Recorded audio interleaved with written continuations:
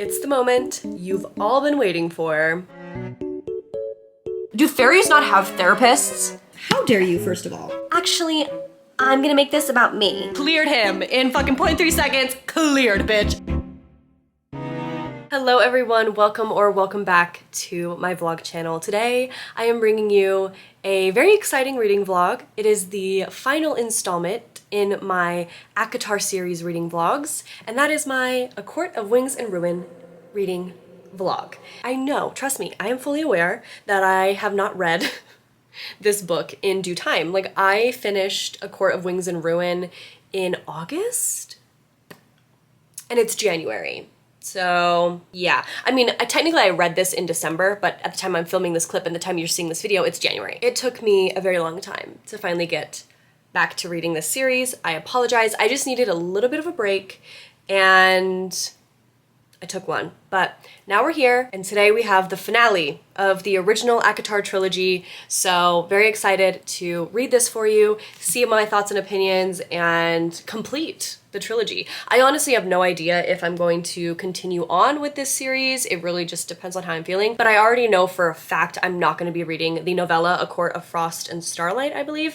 Like, I just have no interest in it, and everyone that I've heard says it's just like a filler, like fun little book, and I don't care enough. So as far as like the ACOTAR series is concerned, this is the final book. Like, I'm only really concerned with the original trilogy. As for A Court of Silver Flames and like Nesta's books and stuff, I'm not sure. I might read them, I might not. As far as Feyre's story is concerned, this is the finale, this is it. If you stumbled upon this video and you have not yet seen my reading vlogs for A Court of Thorns and Roses and A Court of Mist and Fury, I will have them up in the cards above, so make sure you go watch those first. This vlog will contain spoilers for this book.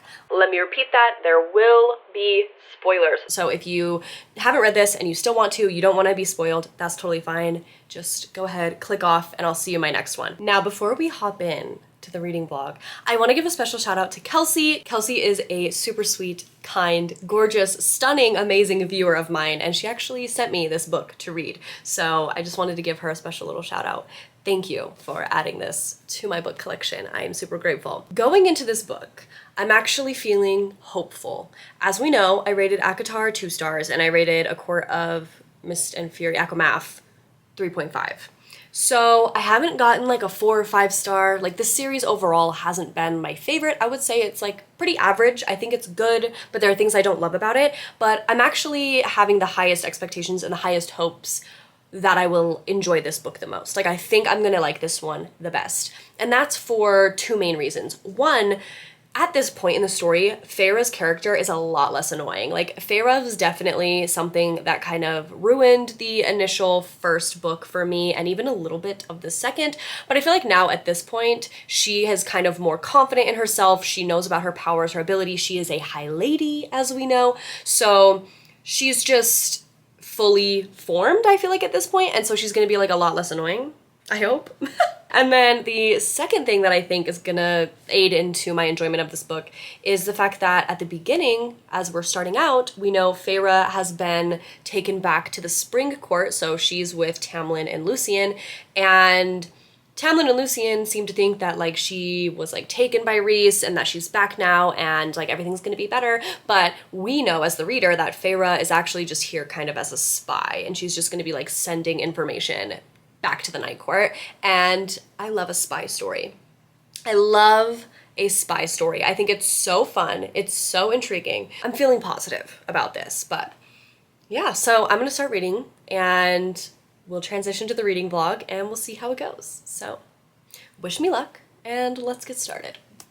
Okay, vlog, we have our first reading update. If you would have told me that I would enjoy A Court of Wings and Ruin and want to read it the most out of the 4 different books I'm currently reading right now, I wouldn't have believed you if you would have told me that like a week ago. For some reason, I have been in a weird reading mood where I'll start a book, get like 20% of the way, have a good time, but then just kind of be in the mood for something else of a different genre. So I'll start another book, get 20% of the way, and I've done that, and now I'm at a point where I'm like 30% into 4 different books, and it's really not fun for me. I don't really recommend it, honestly. I don't know how people read so many books at a time. I think that A Court of Wings and Ruin might just take me out of this weird little slump, because honestly, all I want to do is read this. So that's crazy. I'm literally having to force myself to stop reading and film an update before I get too far in the book because I'm already 100 pages in and I haven't even filmed a single update. I'm so sorry. I have a whole list of notes in my phone that I'm gonna go over about how I feel about things. I just decided to jot them down while I was reading so that I would remember. First of all, I am enjoying Sarah J Maas's writing more in this book than I have in any of the previous books in the series. She's being less repetitive. Sarah J Maas in the previous reading vlogs, I've noticed really loves to like repeat phrases. To me, it just feels a little bit redundant, but in this book so far with 100 pages, she's only repeated a phrase once. Other than that, the writing's been pretty enjoyable. Heyburn has these little twin helpers that I literally cannot figure out how to pronounce their names because I only have one brain cell, but it doesn't matter because they died. They got killed. Feyre and Lucien killed them out in the woods, which was a fun time, but initially, before they killed them, I was really getting incest vibes from these little twins that Heyburn has doing his dirty work for him. Like, why did we need these evil incest twins? I don't know. Feyre's also like manipulating everyone, trying to get everyone in the Spring Court to turn on each other, and it's just like drama. Like, it's like watching a reality TV show. It's so fun. So I'm liking the plot, but there was a scene where there was the summer solstice event and the whole town had to like get up at sunrise and like do this big old like show, and initially Ianthe had like placed a marker on the ground so that she could stand perfectly and have the sun like rising behind her. Feyre or one of the other people moved the marker so the sun shined over Feyre, and just the thought of Feyre like moving this marker to fuck up Ianthe's like whole little show just so the sun will like shine on her and she'll look like this fucking goddess.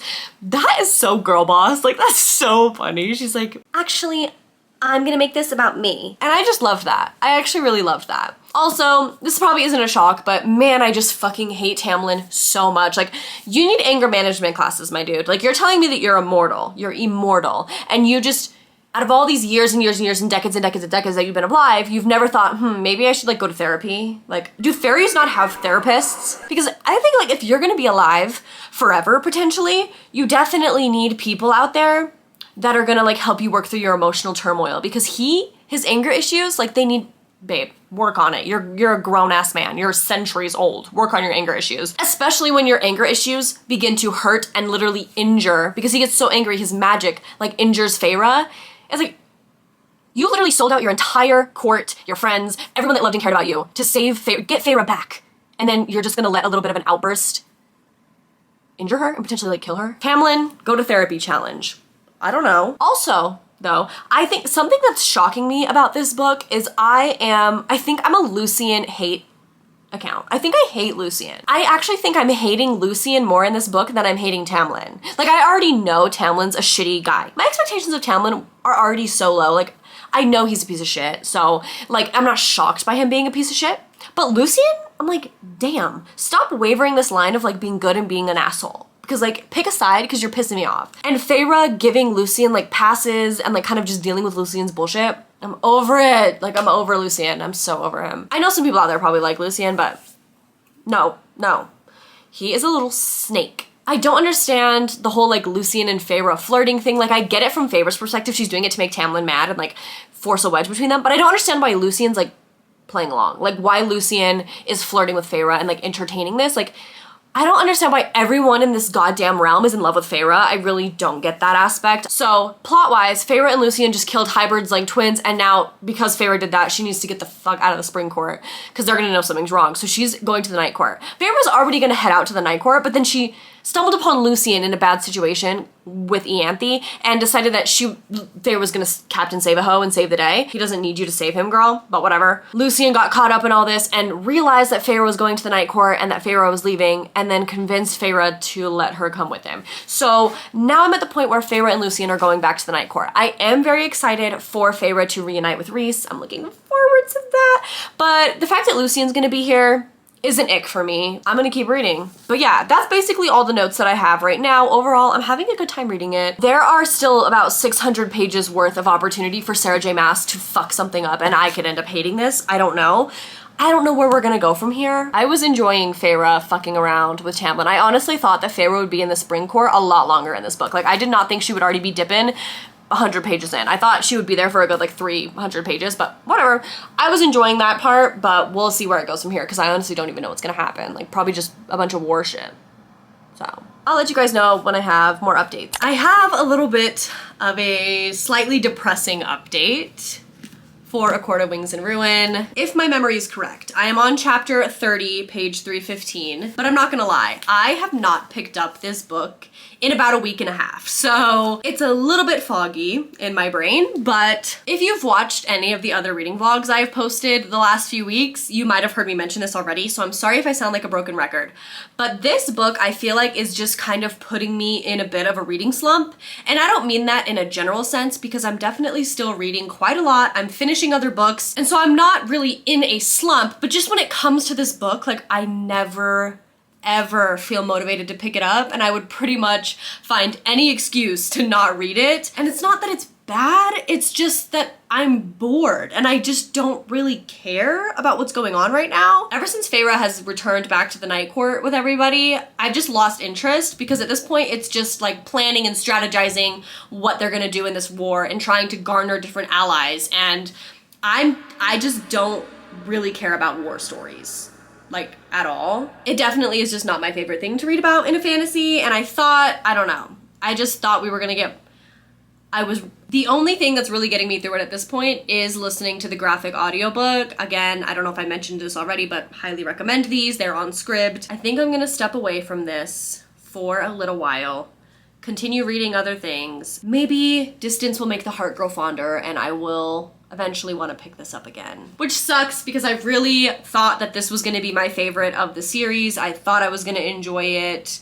I thought shit was gonna hit the fan. I thought it was gonna be like fast-paced and really interesting now that I know the characters. So just wanted to give you an update and let you know that I am struggling with this book. I need to find some discipline soon and just sit down and force myself to read it or force myself to listen to the audiobook. Now that Nesta and Elaine are in the situation and Elaine is mated with Lucien and there's this thing with Nesta and Cassian that's starting to kind of become apparent, like the talk about mates and mating bonds and females and males, it's just getting like so damn repetitive and annoying. That's just how I'm feeling right now. I'm hoping it changes as time goes on. Okay, hello reading vlog. At the time of this update, it is currently December 29th. I have made it my mission to fly through this book by the end of the year so that I can get this reading vlog up early January. I have not touched this book in weeks. I'm gonna be honest. This book has been sitting on my currently reading shelf on Goodreads, just staring at me, glaring at me, making me feel like shit. So I'm finishing it. I'm just gonna commit and do it. I don't have much to say since my last update. Like I haven't made that much progress. I'm on page 325, but the scene that's happening right now, I just think is like funny. So Nesta and Feyre are in the library, like doing some research or something, war prep, I don't give a fuck about. All of a sudden these two figures just appear and blow this dust in their face and then they have no powers, right? And turns out they are actually like Hybern's evil ravens. They basically like capture Feyre and Nesta in the depths of this library. Feyre is thinking to herself like, bitch, I'm gonna die, this is it for me. But then all of a sudden, this little tiny voice just starts talking to Feyre like in her mind, and it's just like, hey, so you're the High Lady? Like I've heard about you. Like the girlies are talking about you, I've heard. And I heard that you were trying to work with the Bone Carver, like you're trying to work with the monsters, and I'm down to trade. Like I can help you if you help me. so Feyre's like on the brink of death, basically just like, what the fuck do you want? I'll give you whatever. And this little random voice just like, I want some company down here. Like I'm just lonely down here. and Feyre's like, okay, sure. And then the voice is like, So you want me to kill these ravens? Yeah? and Feyre's like, yes. And then the voice tells Feyre to like close her eyes. So of course she can't see how these ravens die and like what happens, which is like, bitch, just open your eyes please, but whatever. She closes her eyes, she hears screaming, voila, and then all of a sudden Rhys and Cassian just like save Nesta and Feyre. And it's just like, okay. There's just so many convenient little plot twists that happen, or like that will be like exceptions to rules. Like this is kind of a separate thing, but a while back in the book, they were talking about how Lucien and Elaine are mated, but Elaine is still in love with her mortal husband, or fiance, I guess I should say, her mortal fiance. And Feyre's like asking Rhys, like, what if Elaine like doesn't want to be with Lucian, like, what about the mating bond? And then all of a sudden, Rhys is like, oh, no, yeah, you can reject mating bonds, yeah. Stuff like that where it seems like, oh, this is actually like a point of tension, this is serious, what are we gonna do? There's always just like some like other excuse or exception or like random new character that pops up to save the day kind of a thing. And I'm just not loving it as much that much because I feel like the stakes are really not that high, at least right now. Like, I feel like we're gonna get a death. I feel like there's gonna be a major character death at the end of this book. But as of right now, I know it's not going to be any of like the core characters. Like, at least it's not going to be Rhys, Cassian, Nesta, Feyre, Elaine, and probably like Azriel. Like, the core 6 of them are probably safe, right? For me, I want to very, very, very clearly specify it for me, myself, and I only. I'm not saying this is an objective truth. But for me, my biggest problem with this series is I do not care about any of these characters. I do not care about what happens to them. I don't care about where things are gonna go. The only character that I feel like I've truly, genuinely connected with and liked at any point in this series was Rhys. And that was in the last book when him and Feyre were really like starting to fall for each other and like forming their relationship. But now that they're together, I don't care anymore. You know, like, that's for me with romance. Like, once the characters are together and they're happy and they're like in love and they're committed, I don't care anymore. I just like seeing the buildup, right? So that's out the window. And then some of the other characters I'm like intrigued about, but not enough to want to read the rest of these books to find out what happens. You know what I mean? I was really hoping that throughout the series, my opinions would change and I would fall in love with the characters, or I would really enjoy the plot and things would get very good. But honestly, it's just not happening. It's just not happening. I get why people adore this series and adore these characters and that this is their favorite. Like, I see the potential. I don't think it's an awful book. I've read some awful books in my time where I'm like, I don't get it. Ugly Love by Colleen Hoover, I do not understand why people enjoy it, right? Like, objectively, it is bad. These books, I do not think are objectively bad at all. I think they can be fun and they can be entertaining. And if you love these characters, if you relate to these characters, you're gonna have a great time. I just think it doesn't work for me and my personal reading taste. I'm actually sad and I'm jealous of all the people that love it. I wish I did. I don't know what I'm saying anymore. I need to shut up. I just, I'm gonna finish the book. And that's where I'm at.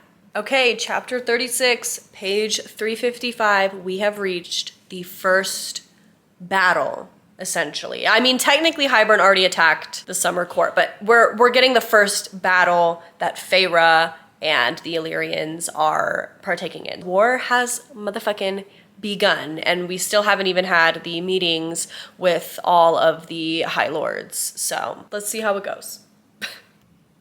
Oh, God. Okay, so that battle happened. The whole battle itself, we're not going to talk about.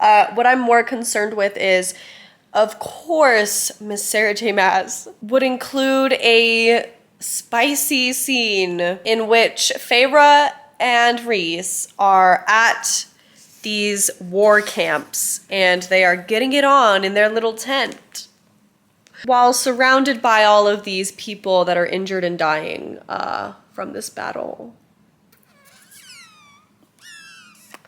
His growls of pleasure filled the tent, drowning out the distant cries of the injured and dying.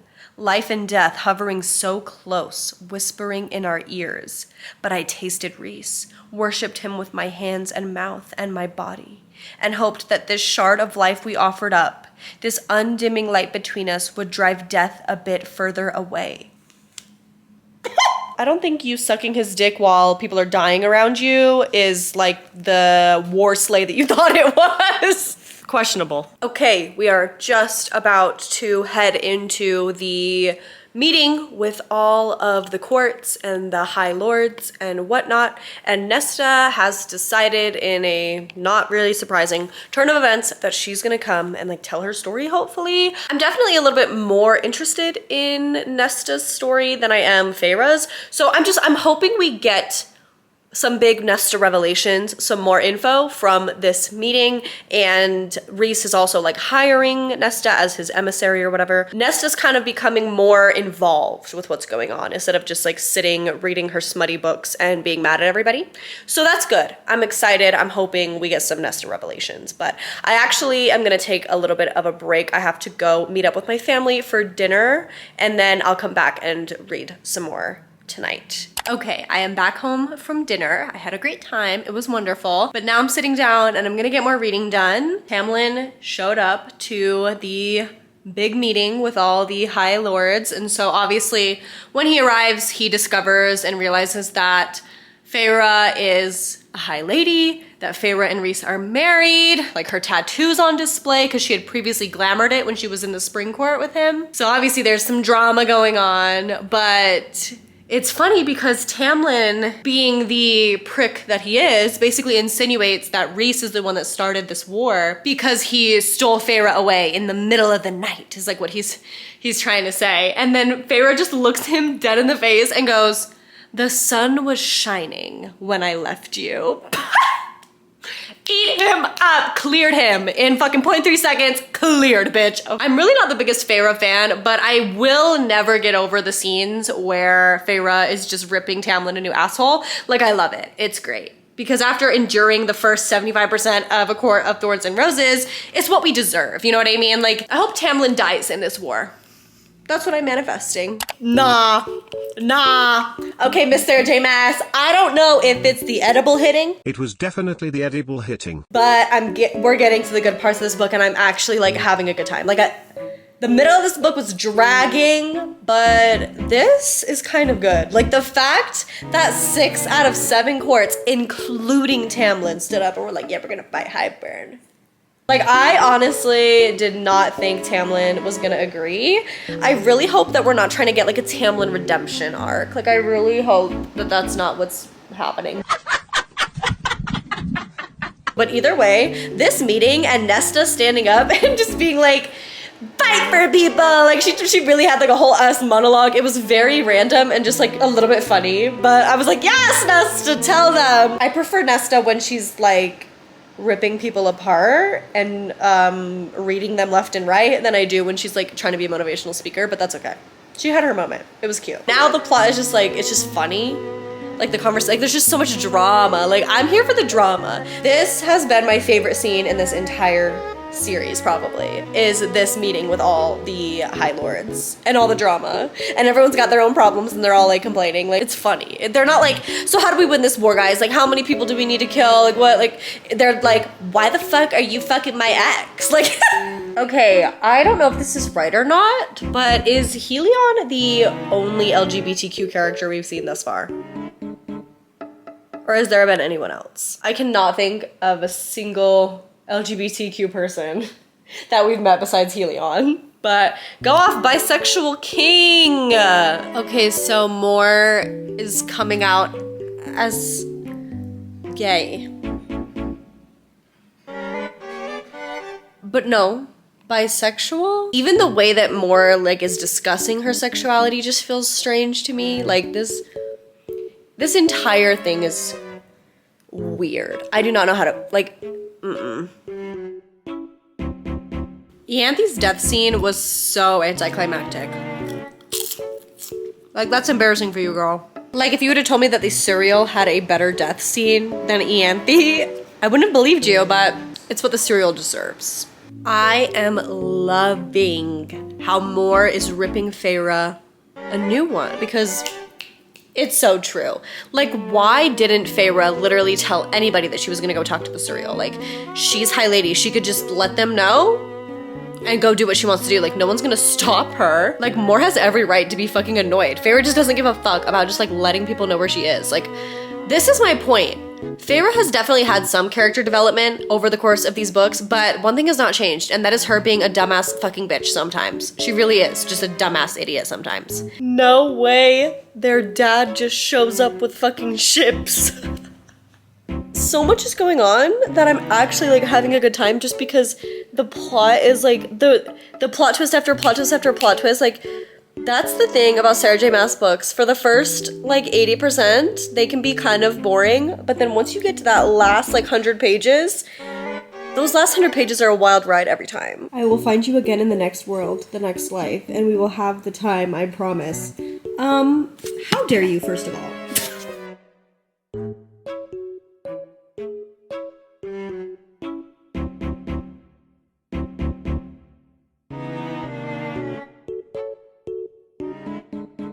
Boo!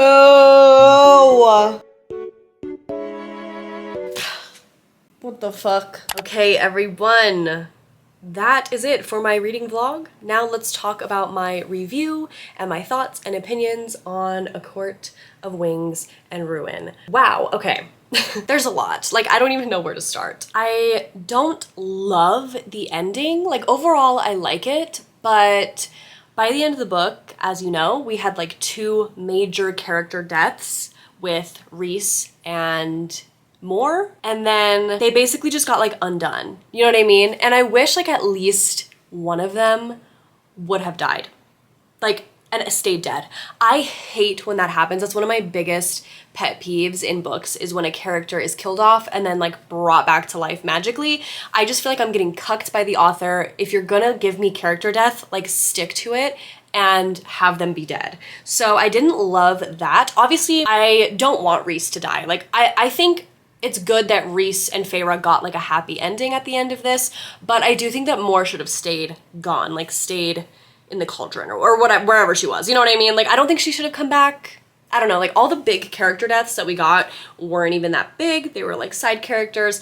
I just, for a war story, it didn't feel like there was that much at stake, because anything that was really bad that happened, they would just like get out of it. And so I didn't love that as much, but there were things I did enjoy. Like, I enjoyed the fact that this book didn't focus so much on Feyre and her personal emotions and her relationship with Rhys. I liked that it focused more on like everyone else, like a lot of the side characters and the different courts. We got a lot more character interactions, and since I don't like Feyre, you know, I'm just gonna say it. Like, I am just gonna say it. And I don't care if you disagree with me, and I don't care if you don't think my opinion is valid. If Feyre is your favorite character, if you ride or die for Feyre, that is fine. I do not like this bitch. I just don't like her, okay? She is not my favorite main character, especially in like a fantasy series. She is definitely giving damsel in distress, okay? I don't know, it's not my favorite. But because so much of this book centered around like the entirety of Prythian and the different courts and stuff, it wasn't so focused on her, which I liked, you know? I liked seeing the other character arcs and the, you know, different interactions, and I liked the drama with Tamlin. Like, I loved the beef when everyone was like yelling at each other, and I just liked seeing Tamlin see Rhys and Feyre and like the Night Court and Lucien. Like, oh my god, Lucien at the end with like the armor, like that was crazy, that was tea. I'm not really here for the Tamlin redemption arc. Like, I still don't care about Tamlin, I still don't like Tamlin, but it was nice that like they kind of got closure, you know? Just like every other book in this series, I don't dislike Sarah J Maas's writing. The way that she describes things, I think, can be very beautiful, but again, I just really don't like the mate language. I don't like the gendered terms. There are just some things about it that are very, very repetitive. We learned that in book 1. It stays true all the way through book 3. Like, Sarah J Maas loves a little buzzword, and she'll use it over and over and over and over and over and over again. There was some plot twists and turns that I did not see coming that kind of shook me a bit. There was some drama that I really enjoyed, but overall, yeah, I really just don't like stories where whenever anything bad happens, somehow there's some extra like otherworldly excuse or like way out of it, and that happened so much in this book. Like, I just expected more suffering. For a war book, I expected more drama, more suffering, more heartache, more loss, and like that didn't really happen. I feel like Elaine's moment at the end, like with the sword, came out of fucking nowhere. Like, love that for her, but like also it wasn't built up to like have the effect that I feel like it could have had. I don't know. I could ramble about the things that I liked and disliked about this for hours, but I think just overall, my problem with this series and the reason why I can't like love it is because I just don't care about any of the characters. When I really think about it, I do not have an attachment to any of them. And I know so many other people do, and that's why they love these books so much, but I don't. So yeah, I think that's kind of just what it boils down to in the end, is that I don't really care about them. Ultimately, I understand why so many people love this series. I understand why it's people's favorites. And I feel like I would recommend it to people. Like, if it sounds like something that people would be interested in, I would recommend it to other people. Is it my cup of tea? No, not necessarily. But, like, I understand the hype. And I don't think that it's, like, dumb for people to love it so much, because I totally get why people love it. I wish I loved it that much. But overall, I just didn't. And that's okay. That's all right.